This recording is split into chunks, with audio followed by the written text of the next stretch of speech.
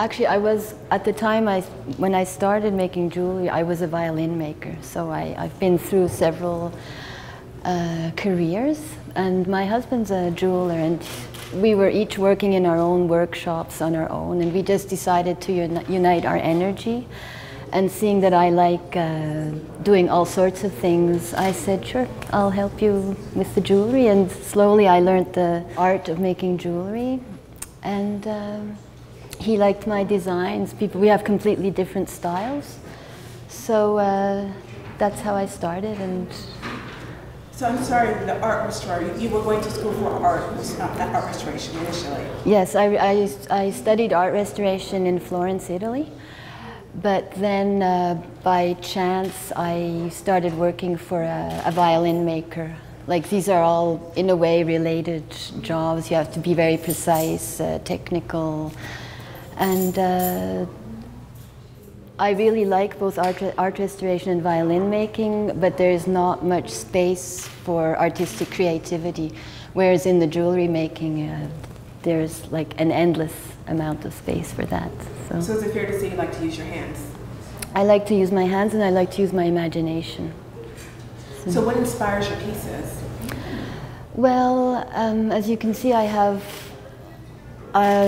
sort of there's a duality going on here. I have some very sculptural pieces that maybe are reminiscent of the sculpting the violin heads. There's often like a scroll or a circular movement, and they're very solid. And so for that particular piece that you have, tell me, there's a story there. It's lapis lazuli, correct? Yes, well, this is a design that I've had in my mind for a long time. And this is actually the ring that was in my mind, with the gold and the blue, very sort of royal. It looks like, for me, like a little king, a fantasy king, with a sort of a Persian carpet coat on or something.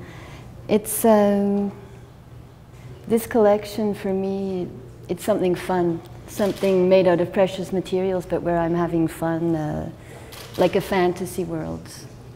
Well, you know, lapis lazuli was the stone that the kings of the pharaohs of Egypt used. So did you see something that inspired that, or is it just you woke up in the middle of the night with this concept, this image? Or? Well, the blue, like for me, it's a royal, and this, like this, I like intense colors, and yes, the royal blue, you know, it's symbolic. There's a lot of images in there. And then your necklaces, which are represent that duality that you mentioned. Yes, for me, this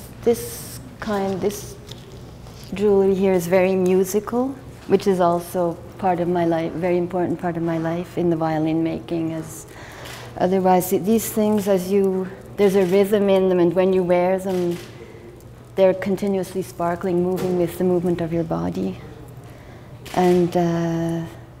Yeah, there's something easygoing, light, a little frivolous maybe with the long necklaces that, you know, that flow and change as you change your movement. So thank you very much, Annegret.